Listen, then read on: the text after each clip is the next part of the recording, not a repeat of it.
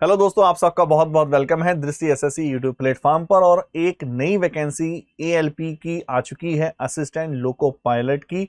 इसके बारे में हम डिटेल में डिस्कस करने जा रहे हैं। बहुत सारे विद्यार्थी कंफ्यूज हैं कि क्या सर मैं एलिजिबल हूं इस वैकेंसी के लिए। तो ये जो फोकस है, वीडियो फोकस रहेगी कि आप एलिजिबल हैं, एज क्राइटेरिया, क्वालिफिकेशन, और आपके पास क्या फाइनल ईयर के हैं स्टूडेंट या आपके फाइनल एग्जाम है तो क्या आप एलिजिबल हैं, फाइनल सेमेस्टर है, वो पूरा डिटेल डिस्कस करेंगे। चलिए, तो आप देख पा रहे होंगे government of India, ministry of railway recruitment board की तरफ से ये नोटिफिकेशन रिलीज कर दिया गया है, जिसमें हम recruitment of assistant loco pilot के बारे में डिस्कस कर रहे हैं। अगर हम सबसे पहले बात करते हैं मोस्ट इंपोर्टेंट डेट्स क्या क्या है, तो ऑनलाइन एप्लीकेशन की डेट 15 मई है। 15 मई से फॉर्म स्टार्ट हो चुके हैं, होने वाले हैं मतलब। और ये आपकी क्लोजिंग डेट की बात करें तो 14 जून, 14 जून 11:59। Last date of application of fees payment की लास्ट डेट 16 जून 2026 है, 16 जून 2026।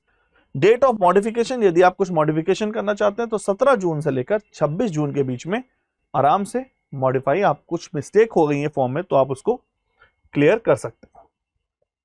अगर हम बात करते हैं और कि सर इन शॉर्ट में बात करें, असिस्टेंट लोको पायलट एएलपी पे लेवल 2, पे लेवल इन 7th CPC, पे लेवल 2 की जॉब है। इनिशियल सैलरी 19,900 और A1 मेडिकल है। मेडिकल क्या होता है एवं इसको हम आगे डिस्कस करेंगे। एज बात करें 18 से 30, क्या क्या एज रिलैक्सेशन है वो हम आगे डिस्कस करेंगे। और वैकेंसी है 11,127, 11,127 ये टोटल वैकेंसी है। चलिए, अगर हम मेन पॉइंट पर कि सर कितने स्टेज रहने वाले हैं प्रोसेस को, एएलपी बनने के लिए हमें कितने स्टेज क्वालिफाई करने पड़ेंगे। स्टेज नंबर 1 जिसको बोलते हैं CBT 1, स्टेज नंबर 2 जिसको बोलते हैं CBT, फिर CBAT computer based aptitude test, stage number 3, फिर डॉक्यूमेंट वेरिफिकेशन DV, फिर मेडिकल। ये 5 स्टेज है जो आपको क्लियर करनी होगी। चलिए, अब हम मेन पॉइंट पर बात करते हैं कि एलिजिबिलिटी क्राइटेरिया के बाद ये आप पूरा अच्छे से देख चुके हैं। सबसे पहले कि सर एजुकेशन क्वालिफिकेशन क्या क्या चाहिए, एजुकेशन क्वालिफिकेशन और एज के बारे में थोड़ा सा शॉर्ट में बता दो, तो वही हम बता रहे हैं। ध्यान से देखिए, नंबर 1 सबसे पहले तो बात करते हैं एज कब से काउंट हो रही है, ये नोट कर लीजिए, मोस्ट इंपोर्टेंट पॉइंट है। 1 जुलाई 2026 को आपकी एज 18 to 30 होनी चाहिए। 1 जुलाई 2026 को काउंट हो रही है। यदि आप SC/ST कैंडिडेट हैं तो आपको 5 साल का एज रिलैक्सेशन मिलेगा। यदि आप OBC है, NCL non creamy layer candidate हैं तो आपको 3 साल का। और यदि आप एक्स सर्विसमैन हैं जिन्होंने मोर देन 6 मंथ सर्विस कर चुके हैं तो एक्स सर्विसमैन UR EWS को 3 साल के लिए, एक्स सर्विसमैन OBC NCL को 6 साल, एक्स सर्विसमैन SC/ST के लिए 8 साल। ये है आपका एज रिलैक्सेशन। अगर इसमें और डिटेल में जाएं थोड़ा सा तो आप देख पा रहे होंगे candidate who are serving group C और group D railway staff minimum 3 year, तो उनको 40 एज तक UR और EWS और OBC NCL वालों के लिए 43 एज तक एलिजिबल है। ठीक है, इसमें थोड़ा सा और डिटेल में आप इसमें देख सकते हैं।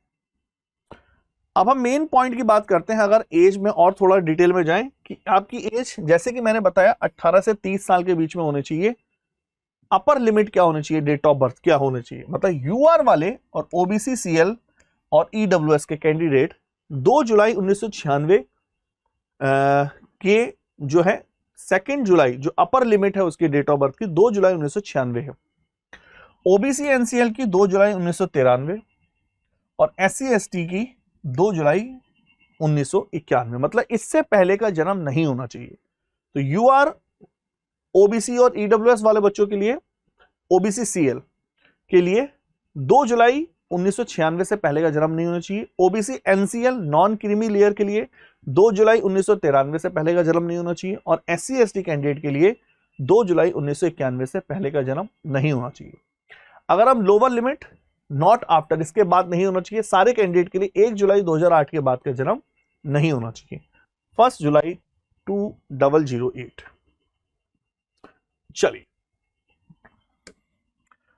अब हम बात करते हैं, ये हम डिस्कस कर चुके हैं, क्वालिफिकेशन की बात कर लेते हैं थोड़ा सा। क्वालिफिकेशन क्या क्या रहने वाली है, जो मेन पॉइंट है।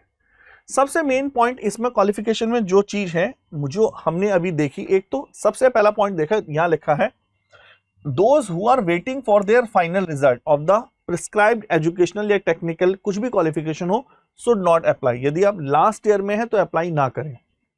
नंबर 1, अगर लास्ट ईयर में है मतलब लास्ट फाइनल, अगर आप वेट में है जिसका रिजल्ट, चाहे आप सेमेस्टर में हो चाहे आपका 10th हो, कुछ भी हो, फाइनल सेमेस्टर फाइनल रिजल्ट का वेट है तो अप्लाई नहीं करना है। या एजुकेशनल या टेक्निकल जो भी सर्टिफिकेट है उस पर लिखा है regular certificate should contain the date of issue, जो डेट ऑफ इशू जब वो इशू हुए हैं तब उस पर मेंशन होना चाहिए। ठीक है, अगर वो नहीं होता है तो आपको एक एफिडेविट जो है देना पड़ेगा, उसके साथ सबमिट करना पड़ेगा। चलिए अब हम मेन पॉइंट पर बात करते हैं। सर क्वालिफिकेशन बहुत ज्यादा इसमें चर्चा में है, क्या क्या क्वालिफिकेशन चाहिए इसके बारे में बता दीजिए। तो हम वही बात कर रहे हैं, आगे क्या क्या है क्वालिफिकेशन इसमें चाहिए।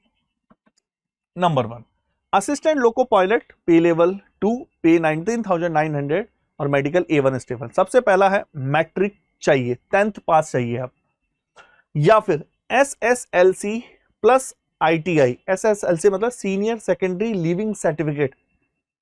अगर आप senior secondary leaving certificate plus ITI from recognised institutions of NCVT और SCVT। आप जानते हैं NCVT और SCVT जो ITI वाले सर्टिफिकेट या कोर्स स्कूल को जो करवाते हैं। In the trade of the fitter, electrician, instrument mechanic, millwright, maintenance mechanic, mechanic radio TV, electronics mechanic, mechanic motor vehicle, wireman, tractor mechanic, armature, coil winder, mechanic diesel, heat engine, turner और machinist, refrigeration, air conditioner mechanic. ये चीजें चाहिए number 1। ठीक है ना। या फिर अगर ये आपके पास, या फिर आपके पास दूसरा है मैट्रिक हो, SSLC plus course completed act apprentice in the trades mention above, है ना। इसमें जो है आपने अप्रेंटिस की हो, जो ट्रेड है ये सारी है, इलेक्ट्रीशियन, मेंटेनेंस, ये सारे इसमें।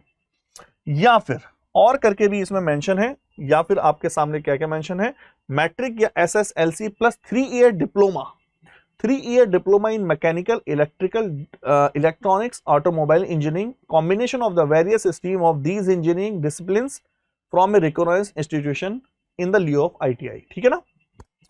या फिर नंबर नोट लिखा है degree in the engineering as ever will be also acceptable. यदि आपने डिप्लोमा इन इंजीनियरिंग के प्लेस पर कुछ चाहिए तो डिग्री इन इंजीनियर भी एलिजिबल है, उन्होंने मेंशन किया है।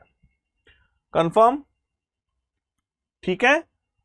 चलो आई थिंक ये अच्छे से क्लियर हो पा रहा। तो ये है आपके टोटल क्राइटेरिया। एज देख लिया हमने और एजुकेशन क्राइटेरिया देख लिया। मेडिकल का और देख लो। मेडिकल में A1 का मतलब होता है फिजिकली फिट चाहिए आप, तो PWD वाले कैंडिडेट एलिजिबल नहीं होंगे इसमें। Distance vision 6x6 without glasses with fogging test must not accept +2 dioptre 2D। तो सबसे पहले तो आप जाइए अपने पास वाले जो भी आपके जो शॉप मिलती है ना ग्लासेस वगैरह की, चश्मों की, उस पर जाओ, वहां पर आप distance vision 6x6 without glasses चाहिए, नियर विजन 0.6 विदाउट ग्लासेस चाहिए, and must pass test for the colour vision, binocular vision, field of the vision, night vision, mesopic vision. ये भाई कॉमन सी बात है, आप ALP बन रहे हैं, असिस्टेंट लोको पायलट बन रहे हैं, तो आपको ट्रेन की रेस्पॉन्सिबिलिटी है, तो आपकी जो नजर है वो परफेक्ट होनी चाहिए, तो इसमें से कोई भी प्रॉब्लम ना हो। आई थिंक ये अच्छे से आप समझ पा रहे हैं। तो बच्चों इस तरह की हम वीडियो हम आपके लिए लाते रहेंगे, और जो भी डाउट है कमेंट में करिए, कमेंट करिए। चलिए, थैंक यू वेरी मच।